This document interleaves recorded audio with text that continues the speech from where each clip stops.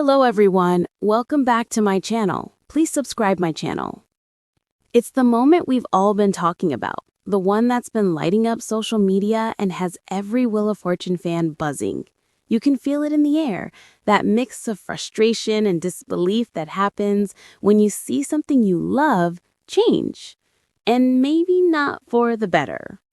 We're not just watching a game show anymore, we're watching a piece of our history. And when something feels off, we feel it in our bones.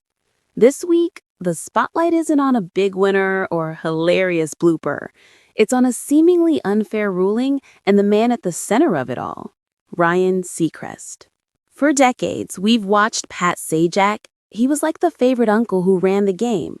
He had his own quirks, sure, and there were times he'd let a contestant slide on a technicality or offer a gentle nudge in the right direction.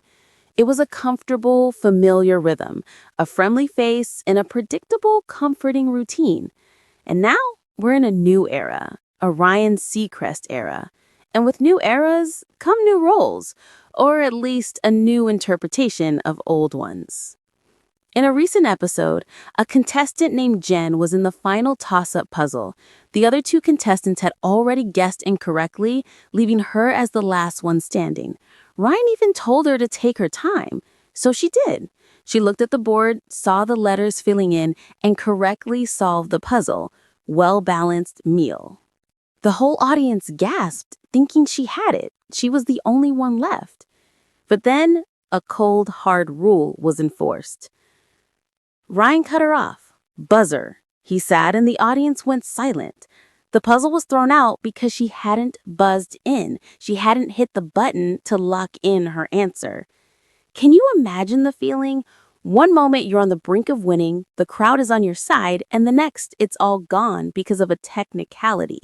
It felt heartless. And that's where the uproar began. Fans, myself included, took to social media to call out the unfairness of it all. This wasn't a case of a bad guess or a misstep. It was a contestant being penalized for following what felt like common sense.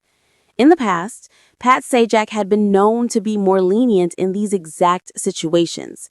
A video from a previous season shows a similar scenario where a contestant didn't buzz in, but since she was the only one left, Pat gave her the win anyway. He understood the spirit of the game, not just the letter of the law. And that's the emotional difference that's hitting fans so hard. Ryan is a professional. He's a machine of efficiency, and he's hosting a game show by the book. But Wheel of Fortune has always been more than that. It's been about the human element, the joy of the win, and the grace in the loss. The little moments that made you feel like Pat was on your side. With Ryan's strict adherence to the rules, it feels like that warmth is missing. It feels robotic, and for many, that's just not the Wheel they know and love. This isn't to say Ryan is a bad host. He's certainly energetic and prepared, but the show's soul feels different, and this ruling just brought that feeling to the surface in a big way. We've seen other moments, like when a contestant was not reminded to buy a vowel before solving, or a player was buzzed with time still on the clock. These are small moments, but they add up to a larger feeling that the show is being run with a new, less forgiving energy. Ultimately, this is a moment of transition. We are all adjusting to a new face, a new voice, and a new style of hosting.